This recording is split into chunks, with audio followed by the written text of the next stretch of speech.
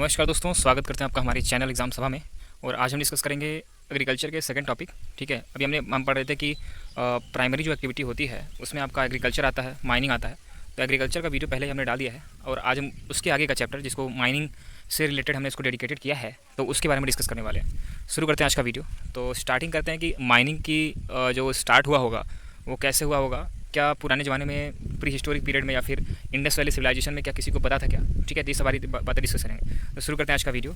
सो copper age, bronze age और अगर iron age की बात किया जाए तो उस समय ही माइनिंग स्टार्ट कर दी गई थी। मतलब उस समय लोग ईंधन के रूप में, फ्यूल के रूप में कोल को इस्तेमाल करते थे। ठीक है, लेकिन उतने हाई डेवलप्ड वे में नहीं करते थे, लेकिन करते जरूर थे, उनको पता था, ऐसे साक्ष्य मिलते हैं। सो बात करते हैं कि एक्चुअल डेवलपमेंट जो हुआ है वो बिगिन हुआ है जब इंडस्ट्रियल रिवोल्यूशन आपका स्टार्ट हुआ पूरे वर्ल्ड में।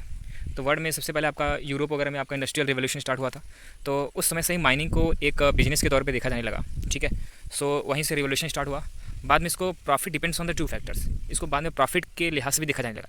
जैसे आज इंडिया की बात करें तो कोल इंडिया है। ठीक है, अभी हाल ही में उसको और प्राइवेट बंदों को उसमें लाने की कोशिश की जा रही है। ठीक है, तो जल्दी ऐसा हो सकता है, संभव है।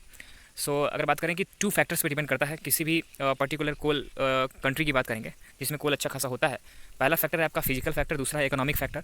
जो फिजिकल फैक्टर है वो ये है कि जो कोल के खदान पाए जाते हैं उनकी साइज़ क्या है, उनकी ग्रेड क्या है। ग्रेड से मतलब क्या पता है कि कोल जो होता है वो आपका ओर जो होता है उसमें कोयला कार्बन जो होता है, कार्बन का कंटेंट जो है वो वेरी करता है। कुछ देशों में कार्बन का जो कंटेंट होता है वो काफ़ी अच्छा होता है, कुछ देशों में कार्बन का जो कंटेंट होता है काफ़ी कम होता है। ठीक है, तो अगर हम इंडिया की बात करें तो उसमें जो कार्बन कंटेंट होता है वो 60 to 70% होता है। In case of Australia and some other countries इसमें जो कार्बन का परसेंटेज रहता है वो आपका 90 to 95 भी रह सकता है। ठीक है, 80 to 90 के बीच में वेरी करता है। तो ABC अलग अलग ग्रेड के कार्बन आपको दिखाई देंगे। ये है आपका फिजिकल फैक्टर जिस पर डिपेंड करता है कि हाँ उसकी प्रॉफिट उस पर्टिकुलर देश में कोल की वजह से कितनी प्रॉफिट होती होगी। दूसरा आपका इकोनॉमिक फैक्टर है, कहने का मतलब है कि उसमें सोर्स कितना है, मतलब आपके पास कितने खादान हैं, उस पर डिपेंड करता है कि आपके पास टेक्नोलॉजी कैसी है जिसके बेसिस पे आप क्या करते हो कि कोयला को खोजते हो और वहाँ पे जाकर के माइनिंग कराते हो, कितना सस्ते में उसको निपटा देते हो, लेबर चार्ज कितना लगता है, ये सारी चीज़ें। सो इसके बाद अवेलेबिलिटी ऑफ लेबर और ट्रांसपोर्ट कॉस्ट, ये सारी चीज़ें मिला करके इकोनॉमिक फैक्टर है जिस पर डिपेंड करता है कि किसी भी पर्टिकुलर देश को कोल से कितना प्रॉफिट होगा। अब बात करते हैं कि मेथड ऑफ माइनिंग की। तो two most favourite method of mining है। तो पहला है आपका mode of the occurrence, nature of the ore and mining. कहने का मतलब है कि कोयला कहाँ पाया जाता है, ज़मीन के ऊपर पाया जाता है कि ज़मीन के नीचे पाया जाता है, उसके ऊपर डिपेंड करता है कि माइनिंग को कितने मोड में हम मेथड में डिफाइन करते हैं। तो माइनिंग दो तरीके से हो सकती है। पहला आपका सरफेस माइनिंग, दूसरा अंडरग्राउंड माइनिंग।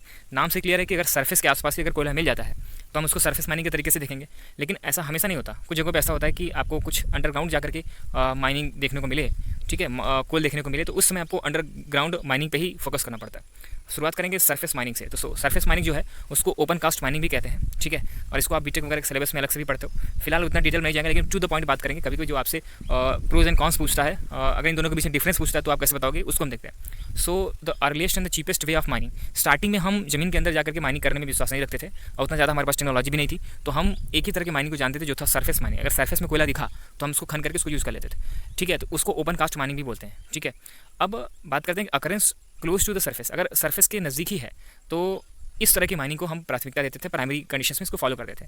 सो इसमें क्या होता था कि लो इक्विपमेंट्स यूज्ड, इसमें जो इक्विपमेंट्स, जो मशीनरी यूज़ करनी पड़ती थी, कम यूज़ करनी पड़ती थी, क्योंकि आपको अंदर जाने के लिए लिफ्ट नहीं बनानी है, कोई भी पैसेज नहीं बनाना है, तो उन सारी चीज़ों का खर्चा भी बचता था।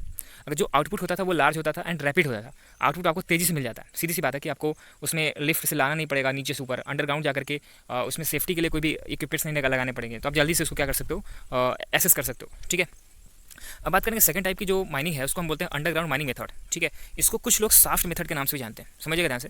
When the ore lies deep below the surface, अगर ओर जो है जिससे कि हम कोयला प्राप्त करते हैं वो जो है अगर मान लीजिए सरफेस से काफ़ी नीचे है, डीप में है, तो इस तरह की माइनिंग का, अंडरग्राउंड माइनिंग का यूज़ करते हैं। सो अंडरग्राउंड जो गैलरी होती है, ठीक है, radiate to reach design the lift drill, ठीक है, हॉलेज व्हीकल्स, इसी तरीके से वेंटिलेशन सिस्टम।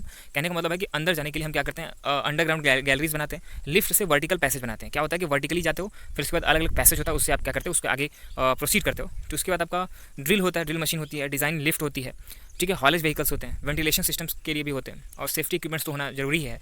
और ये वाली जो माइनिंग होती है, अंडरग्राउंड माइनिंग होती है, वो रिस्की होती है, पॉइजनस गैसेस उसमें निकलते हैं। अगर थोड़ी सी भी बर्निंग हो गई, कभी कभी क्या होता है पता है कि अंडरग्राउंड माइनिंग में कभी भूस्खलन हो जाता है, मतलब कि दब जाता है पर्टिकुलर चीज़, तो वहाँ पे रिस्क होता है। दूसरी चीज़ क्या होती है, कभी कभी ये भी देखने को मिलता है कि वहाँ पे फायरिंग हो जाती है, तो इस तरह की चीज़ें होती है, फ्लड हो जाता है।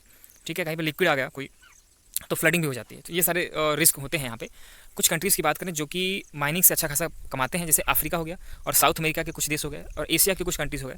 मैं केवल माइनिंग की बात नहीं कर रहा हूँ, कुछ मिनरल्स की अगर बात किया जाए तो 50% से अधिक का इनकम उनका केवल मिनरल और माइनिंग से ही हो जाता है। ठीक है, तो आज की वीडियो में इतना ही हम डिस्कस कर रहे हैं। और अगर माइनिंग के बारे में आप थोड़ा और डिटेल में जानना चाहते हो तो आप कमेंट सेक्शन में बता सकते हो, फिर नया वीडियो बन जाएगा। इसी तरह के वीडियोस को देखने के लिए हमारे चैनल को आप सब्सक्राइब कर सकते हो। टेलीग्राम चैनल पे आप अपने क्वेरीज को पूछ सकते हो। धन्यवाद।